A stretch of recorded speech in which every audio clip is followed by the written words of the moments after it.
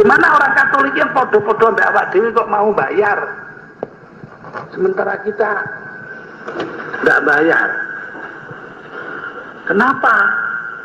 Ya karena umatnya didorong oleh para pemimpin agama mereka untuk memandang ini kewajiban agama yang suci, dengan dicontohi oleh apa? Oleh kesederhanaan hidup para pastor itu sendiri. Sementara kita berebut kemewahan-kemewahan pribadi. Ya, kurang cukup jumlahnya kiai kere, harusnya lebih banyak lagi gitu loh. Rodo kena anu PKB. Itu saya sendiri juga enak, hidup saya enggak, tapi saya kesadaran itu ya, kesadaran untuk melakukan perubahan itu ada gitu. Nah jadi saya rasa sejarah itu menuntut dari kita, perubahan dari agraria, masyarakat agraris ke masyarakat itu menuntut kita, perubahan nilai-nilai dari masyarakat tradisional ke modern menuntut kita, juga perubahan dampak dari berbagai bidang atas perubahan sosial itu sendiri juga menuntut perhatian kita. Akibat dari pendidikan yang positivistik, yang mengambil nilai-nilai lahiriah dan kebendaan sebagai ukuran, ini teori Dewey dan lain-lain, diterapkan di sekolah-sekolah kita seluruh Indonesia. Maka ya anak itu tidak memandang penting arti rohani, arti akhlak. Makanya juga hubungan seksual di luar perkawinan atau masih semasa remaja itu sebelum perkawinan juga tambah lama tambah besar loh, akibat dari hal yang positivistik itu tuh. Lah gimana ngatasinya itu? Padahal pendidikan yang bersandar pada nilai-nilai positivistik ini perlu untuk mengembangkan keterampilan guna bersaing sebagai bangsa dalam dalam perniagaan internasional. Apa yang dikatakan orang kompetisi akibat liberalisasi globalisasi ekonomi. Coba gimana ngatasinya? Itu kan juga bagian dari kebutuhan kita. Kita tidak bisa pura-pura tidak tahu, itu tidak bisa. Menurut saya pura-pura tidak tahu itu ihmal, dan ihmal itu al-huruf minal wajibat, hukumnya haram.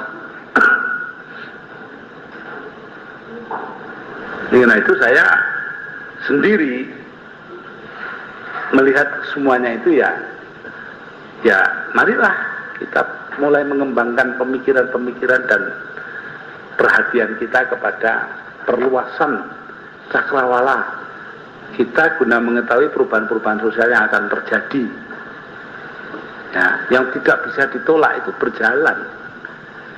Janganlah kita jadi agama-agama kayak agama Katolik, Kristen dan sebagainya yang di Eropa sekarang sudah dilupakan orang tidak mau ke gereja kok. Sampai gerejanya dijuali, dibeli untuk masjid.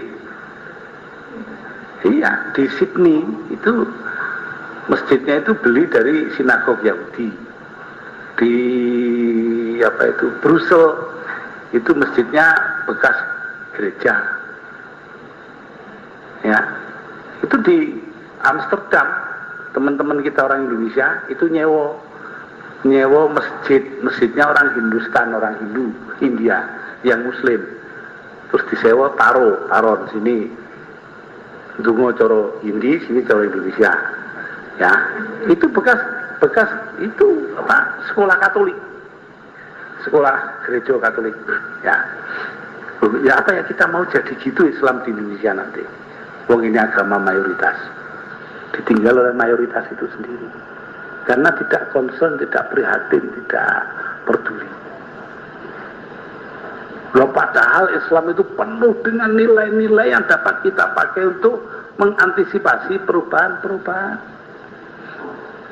Oh, saya kan di mana-mana sampai mungkin ya saya juga bosan dengar itu. Maaf Allah ala rasuli min alil qura itu loh ya. Kailayakuna tulatan penalarnya minkum. Itu kan dalil nakli untuk pemerataan sumber-sumber daya manusia agar jangan terjadi monopoli dan konsentrasi pemusatan sumber daya ekonomi di tangan orang kaya-kaya saja. Kayak layakuna dulatan bainal adanya ini pun. Islam itu ada, kita aja yang tidak mau baca. Yang dibaca yang lain-lain, yang keren-keren. Dan itu pun salah bacanya lagi.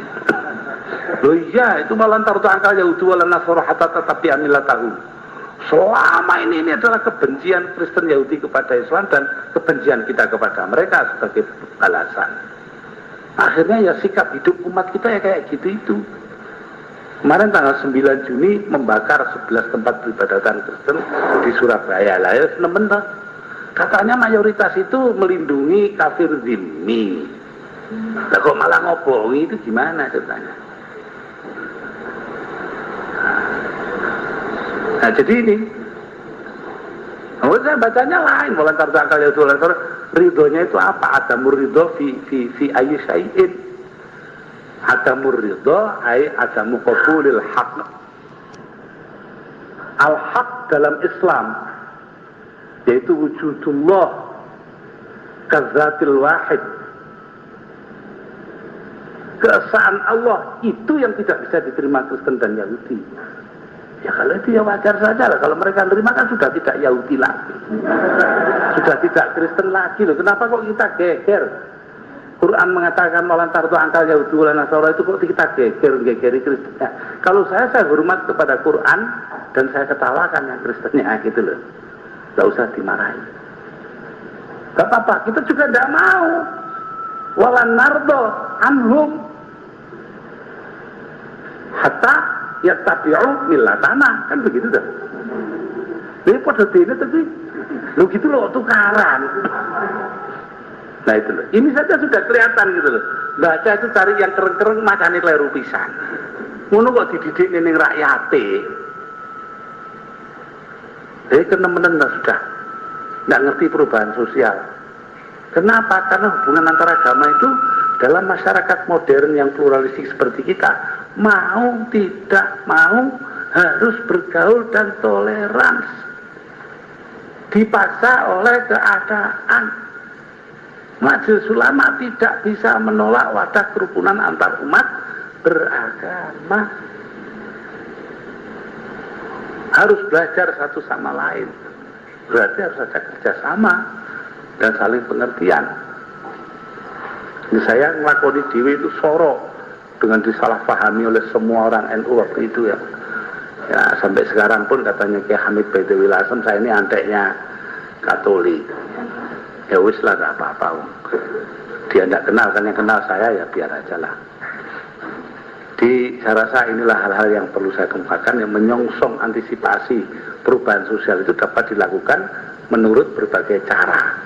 Penglihatan yang tadi sudah saya sebutkan, dan beberapa hal yang merupakan tantangan-tantangan yang dihadapi. Lah NU posisinya di mana? NU ini organisasinya ulama. Ya NU harus aktif sebagai organisasi, sebagai lembaga untuk mempersoalkan agenda-agenda perubahan sosial itu terus menerus. Sebenarnya akan terjadi terus-menerus perkembangan-perkembangan. Kita ribut sekarang termasuk muslimat NU, senantiasa menuntut supaya pabrik-pabrik tidak boleh kerja malam untuk wanita ya, gadis-gadis. Apa didengar? Jadi bang ngoceh, tidak didengar. Kalau saya kan mari kita atur supaya akhlak mereka terpelihara, itu jauh lebih penting.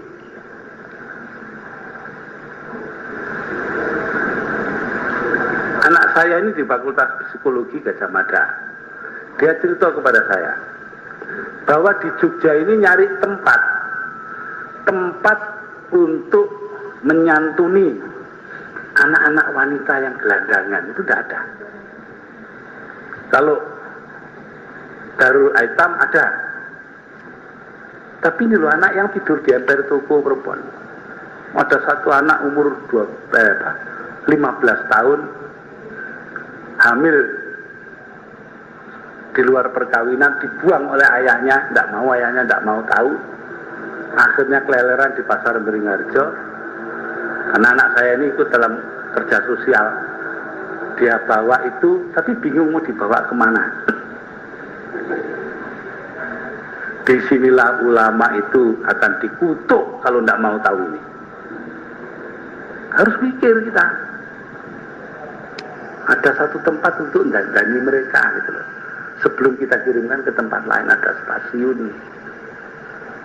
Oh itu korengan tidak karu-karuan dibawa ke rumah sakit Sarjito untuk di polikliniknya diperiksa, itu ternyata dia kena penyakit kelamin. Nah, by law, dari sudut apa namanya, by definition, secara definisi kehamilan yang disertai ibunya penyakit kelamin menurut kedokteran harus digugurkan. Gimana sikap kita? Coba ditanya.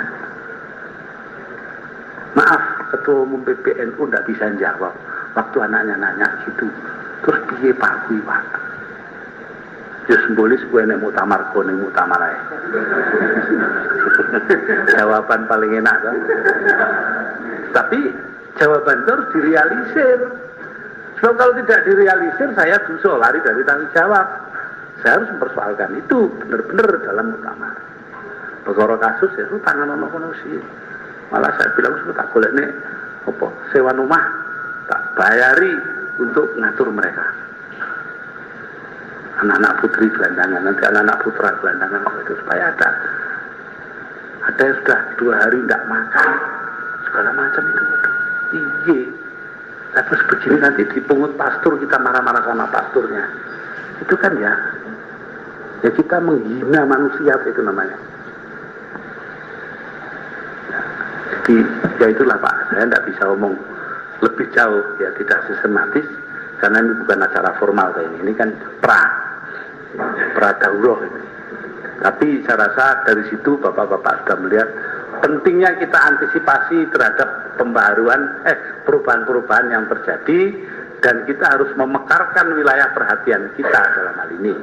Baik yang teoritik dalam arti mencari ahkam, mencari ketentuan akhlak, mencari tatanan sosialnya, maupun dari sudut praktisnya. Bagaimana cara-cara yang praktis untuk menanggulangi perubahan-perubahan sosial. Di teori maupun prakteknya, ya itu dikembangkan bersama-sama. Nah, bapak-bapak sebagai tokoh-tokoh yang akan memimpin masyarakat Islam di masa depan, saya rasa tentu setuju dengan saya bahwa kita harus melakukan paling tidak antisipasi, ya paling tidak itu antisipasi, mencoba mengerti masalah-masalah yang ada. Nah, saya tidak akan bicara tentang teoritik macam-macam karena nanti ada sidang-sidang komisi, ada ahlinya di Jogja ini banyak teman-teman kita yang ahli ilmu sosial yang ngerti itu. Malah saya tidak berani ngomong karena takut kalau keliru. Sebab saya kan pengamat umum, tidak tahu ilmu sosialnya itu. Saya rasa inilah Mas Gur yang dapat saya sampaikan.